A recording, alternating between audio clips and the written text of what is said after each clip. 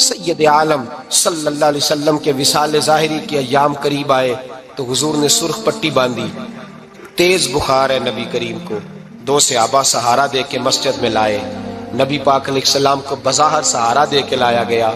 کریم رسول نے لوگوں کو جمع کیا، حضور آج کیا ہونے والا ہے، آج کیا کہا جائے گا، آج کس لیے میٹنگ بلائی ہے؟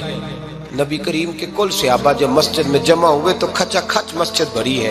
وصال ظاہری سے چند یوم پہلے کی بات، نبی پاک نے فرمایا آج تمہیں کوئی جہاد کی ترغیب نہیں دینی، آج کوئی نیا پیغام نہیں دینا، آج تمہیں بتانا ہے کہ رب نے اپنے بندے کو اختیار دیا ہے، چاہے تو دنیا میں رہے، چاہے تو اس کی بارگاہ میں حاضر ہو جائے۔ اس عبد نے بارگاہ ربوبیت کی طرف لوٹنے کا ارادہ کر لیا ہے۔ حضرت صدیق اکبر رونے لگے تو صحابہ نے کہا تمہیں کیا ہوا؟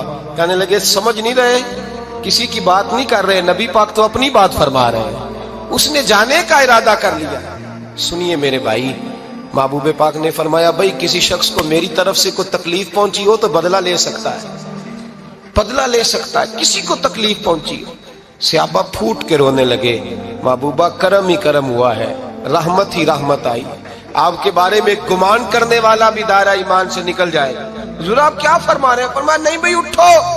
پیچھے سے جناب عکاشہ بن محصن اٹھے، ہاتھ کانپتے ہیں، آگے بڑھے، کہنے لگے یا رسول اللہ، ایک جنگ کے موقع پر آپ نے درہ مارا تھا، ننگی پیٹھ پر صفیں سیدھی کراتے، بات دل میں رہ گئی ہے، میں نے بدلہ لینا ہے۔ نبی کریم نے فرمایا بلال دوڑ کے جاؤ، فاطمہ کے گھر درہ پڑا ہے، درہ لاؤ۔ سیدنا بلال حبشی کہتے ہیں میں گیا، دستک دی سیدہ طیبہ طاہرہ، حضرت فاطمہ فرمانے لگی بلال کیسے آئے ہو؟ اماں جی وہ درہ چاہیے تھا۔ سیدہ کو تشویش ہوئی، کہنے لگے بلال نہ تو جنگ پہ جانا ہے، نہ جہاد ہے، نہ کوئی ایسا موقع ہے، حضور کی تو طبیعت مبارک بظاہر بڑی علیل ہے، درہ کیا کریں گے؟ حضرت بلال عرض کرنے لگے اماں جی ایک صحابی بدلہ لینے لگے ہیں، صاحب طبقات نے جملے لکھے ہیں، کہتے ہیں بی بی صاحبہ نے درہ بھی دیا اور امام حسن حسین کو بھی باہر نکالا۔ فرمانے لگی عکاشہ سے کہنا 100 درے مارے، ان 2 شہزادوں کے جسم پر نبی پاک کے قریب نہ جائے، میں نے 2 بچے پیدا ہی اپنے محبوب پر قربان کرنے کے لیے کیے، ان کو لے جائے۔ حضرت بلال کہتے ہیں میں 2 شہزادے لے کے آیا، اور جب دروازے میں میں لے کے پہنچا تو نبی پاک نے دیکھا تو آنکھوں میں آنسو آ گئے، فرمایا ان کو بٹھا دو، مجھے پتا ہے فاطمہ نے کیا کہہ کے بھیجا ہے۔ حضرت سیدنا بلال فرماتے ہیں درہ میں نے جناب عکاشہ کو دیا، حضرت عکاشہ درہ لے کے آگے جو بڑھے تو حضرت ابو بکر صدیق نے ان کے پیروں پہ ہاتھ رکھا، فرمایا عکاشہ میری طرف آ یار، مجھے مار درے، نبی پاک کے قریب نہ جا۔ مصطفیٰ کریم نے فرمایا ابو بکر تو ہٹ جا، اسے آنے دے۔ فرماتے ہیں میں چند قدم آگے گیا تو مولا علی شیر خدا نے میرے پیر پہ ہاتھ رکھا، کہنے لگے عکاشہ سوچ تو صحیح تو کیا کر رہا ہے؟ حضور نے فرمایا علی ہٹ جاؤ، میرا اور ان کا معاملہ ہے۔ جناب عکاشہ آگے بڑھ رہے، نبی کریم نے فرمایا میں اپنی امت کو درس دینا چاہتا ہوں، خبردار خبردار زندگی میں تمہارے ہاتھ سے زبان سے کسی کو تکلیف نہ پہنچنے پائے، خبردار یاد رکھنا وہ معاشرے بگڑ جاتے ہیں، وہ معاشرے تباہ کر دیے جاتے ہیں جہاں ظلم ہوتا ہے، جہاں زیادتی ہوتی ہے، جہاں لوگوں کو ستایا جاتا ہے۔ محبوب کریم کے قریب آئے حضرت عکاشہ کہ حضور میری پیٹھ ننگی تھی، آپ بھی ذرا کپڑا ہٹائیے۔ نبی کریم نے پیٹھ سے کپڑا ہٹایا، جناب عکاشہ نے درہ جو اٹھایا تو صحابہ کی چیخیں نکلی، حضرت عکاشہ نے درہ دور پھینکا، حضور کے بطن اطہر سے لپٹ گئے، چومنے لگے، کہنے لگے حضور وہ تو صفیں سیدھی کراتے لگ گیا تھا، آپ نے کہاں مارا تھا؟ یا رسول اللہ میں تو بہانہ بنا رہا تھا کہ جاتی دفعہ مجھے وجود چومنے کا موقع نصیب ہو جائے، مجھے یہ موقع نصیب ہو جائے۔ میرے حبیب نے فرمایا جس نے جنتی دیکھنا ہو میرے عکاشہ کی زیارت کر لے۔ بھائی ظلم کا دروازہ کھلا ہوا ہے اور لوگ بھول جاتے ہیں زیادتی کرتے ہوئے، وہ بہو سے ہی کیوں نہ کریں، وہ اپنے گھر کے بھول جاتے ہیں کہ شاید پوچھنے والا کوئی نہیں، شاید میزان نہیں لگے گا۔ ایران کے بادشاہ نے اپنے بیٹے کو پڑھانے کے لیے ایک استاد صاحب کا بندوبست کیا۔ استاد صاحب کو کہا کہ میرے بچے کو دین پڑھائیے، میں چاہتا ہوں کل اس نے عنان حکومت کو سنبھالنا ہے تو یہ دین سے آگاہ ہو جائے، اس کو کچھ سکھائیے، پڑھائیے۔ بہت نیک بزرگ بڑے درویش عالم پڑھانے لگے، اسباق مکمل ہو گئے، دین کے اسباق قرآن مجید پڑھایا، احادیث طیبہ کا درس دیا، اصول فقہ سے روشناس کرایا، جب بچے نے مکمل تعلیم حاصل کر لی اور آمین ہو گئی، دستار ہو گئی، فارغ ہو گئے، تو پھر ایک دن استاد صاحب نے کہا بیٹے کل تم نے ضرور آنا ہے، کچھ بات کرنی ہے۔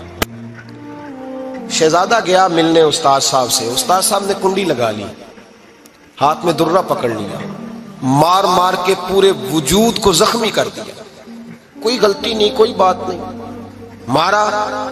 اب بچہ آیا آ کے بادشاہ سلامت سے کہا کہ ابا جی سمجھ نہیں آئی، بڑا مارا ہے استاد۔ تو سیانے تھے نا بادشاہ، یہاں تو قاری صاحب روز کٹہرے میں کھڑے ہوتے ہیں، مولوی صاحب آپ نے میرے بچے کو کیوں مارا ہے؟ آپ 8,000 کے مولوی ہیں، میرا کئی کروڑ کا بچہ ہے، سویرے بدل لیں گے، خبردار آپ نے بچے کو ہاتھ لگایا، اپنی حیثیت میں رہے معاذ اللہ۔ جو قومیں استادوں کو کٹہروں میں کھڑا کرتی ہیں وہ ترقی نہیں کر پاتی، جو استادوں کو کٹہروں میں روز کھڑا کرتے ہیں۔ کہا ابا جی بڑا مارا ہے، تو والد بڑے سمجھدار تھے، کہنے لگے بیٹا استاد باپ ہوتا ہے، وہ زیادتی نہیں کرتا، کوئی بات ہوگی، میں تیرے استاد کو کٹہرے میں نہیں بلاؤں گا۔ اماں سے بات کی، اماں کہنے لگی بیٹا میں تیرے باپ سے کیسے بات کروں، ڈرا تھا۔ وقت گزر گیا، 22 سال بیت گئے، 22 سال گزر گئے، بادشاہ کا انتقال ہوا، شہزادہ تخت پہ بیٹھا، پہلا حکم یہ دیا کہ میرے استاد کو بلاؤ، پہلا حکم۔ استاد جی بوڑھے ہو گئے تھے، چھڑی کے اوپر ٹیک لگا کے آئے اور بھویں سفید ہو کے جھک گئی تھیں، یوں آنکھ کھول کے بڑی مشکل سے دیکھا، کہنے لگے شہزادے حکم ہو۔ کب میں شہزادہ نہیں، اب میں بادشاہ بن گیا ہوں۔ استاد جی 22 سال بیت گئے، آپ نے مارا تھا، پر وہ درد چونکہ زیادتی کی تھی، میرا قصور کوئی نہیں تھا، تو نہ میری روح سے درد گیا ہے نہ میرے جسم سے گیا ہے، میں بے اختیار تھا، پوچھ نہیں سکتا تھا، آج با اختیار ہوا ہوں۔ سب سے پہلے پہلا حکم آپ کو دیا، بلایا ہے، بتائے کیوں مارا تھا، کیوں مجھے مارا تھا، میری زیادتی بتائے۔ تو استاد، بوڑھے استاد کی آنکھیں آنسوؤں سے بھر گئی، کہنے لگے بیٹے بس آج کے دن کے لیے مارا تھا، یہ جو دن آ گیا نا میری زندگی میں اس لیے مارا تھا، یہ میں چاہتا تھا میری زندگی میں وقت ہے، آج کے بس میری مراد پوری ہو گئی۔ کہ صاحب کس لیے، مجھے بھی سمجھائے۔ آپ فرمانے لگے کتنی دیر ہو گئی تجھے مار کھائے ہوئے، کتنا زمانہ بیت گیا؟ کہنے لگا 22 سال۔ فرمایا زخم بھولے تو نہیں، درد ختم تو نہیں ہوئی، تمہیں بات 1 منٹ کے لیے بھی تمہارے حافظے سے محو تو نہیں ہوئی؟ کہ استاد جی روز رات کو یاد آتی، روز خیال آتا تھا۔ استاد کہنے لگے بھائی تو بے اختیار تھا، پوچھ نہیں سکا، 22 سال تجھے یاد رہا، مجھے پتا تھا تو ایک دن حکمران بنے گا، میں نے تجھے اس لیے مارا تھا کہ بیٹے یاد رکھنا، کسی پہ ظلم نہ کرنا، اگر تجھے 22 سال تک یاد رہا ہے تو جس پر تو ظلم کرے گا اسے بھی قیامت تک یاد رہے گا، اور یہ یاد رکھنا تو آج با اختیار ہوا تو تو نے مجھے بلا لیا ہے، قیامت کے دن غریب با اختیار ہو جائیں گے، مظلوم با اختیار ہو جائیں گے، وہ با اختیار ہو گے للہ الواحد القہار، رب کریم کی بارگاہ کے اندر ان کا اختیار ہوگا، اکیلے اللہ کی حکمرانی ہوگی، پھر وہ بلائیں گے بڑے بڑے کج کلہ، دنیا میں جن کی پگڑیاں اونچی تھیں وہ سر جھکائے کھڑے ہوں گے، دنیا میں جو ڈکٹیٹر بنتے تھے ان کی پشتیں لال ہوں گی، ان کو غدار لکھا جائے گا، قیامت تک نہیں بھولے گا۔ ظلم کرنا تو سوچ سمجھ کے کرنا، اتنا کرنا جتنا تم سہ سکتے ہو، اتنی زیادتی کرنا جتنی قیامت میں تم برداشت کر سکتے ہو۔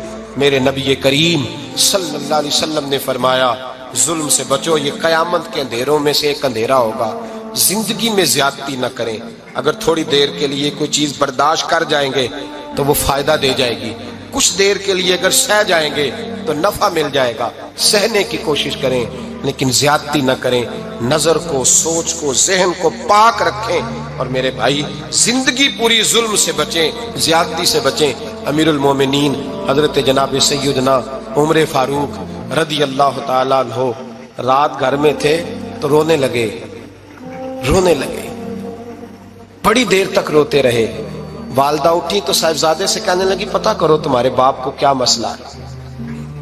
شہزادے آئے، کہنے لگے امیر المومنین والد گرامی کیا ہوا؟ تو حضرت عمر فاروق کہنے لگے بیٹا اپنی اماں کو بلاؤ۔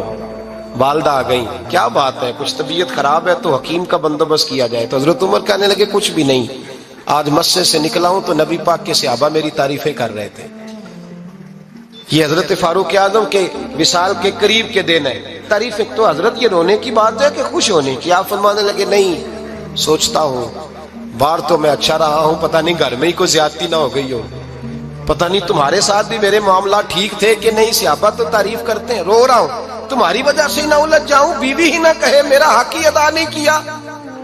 یہ لفظ کہتے کہتے پہاڑ ہے یہ شخص، کیسر و کسرا کانپتے ہیں۔ حضرت عمر رو پڑے، بی بی سے کہنے لگے مجھے اللہ کی رضا کے لیے معاف نہیں کر دیتی؟ میرے اوپر بوجھ تھا امت کا، میں ساری رات مدینے کی گلیوں میں پھرتا تھا، دن سارا مسجد میں گزرتا تھا، میں تجھے وقت نہیں دے پایا، معاف نہیں کر دیتی؟ تو زوجہ کہنے لگی نہیں عمر، میں نے بھی زندگی میں اپنا کوئی سکھ چین نہیں دیکھا، کوئی چاؤ پورا نہیں کیا، میں کیسے معاف کر دوں؟ میں نہیں معاف کرتی۔ حضرت عمر زمین پہ بیٹھ گئے، رونے لگے، کہنے لگے چل معاف کر دے۔ کہنے لگی ایک وعدہ کرو، قیامت کے دن رب کریم کی بارگاہ میں میری سفارش کرو گے؟ اللہ کی بارگاہ میں عرض کرو گے کہ اللہ اچھی تھی، مجھے کپڑے دھو کے دیتی تھی، روٹی پکا کے دیتی تھی، میری عزت کی محافظ تھی؟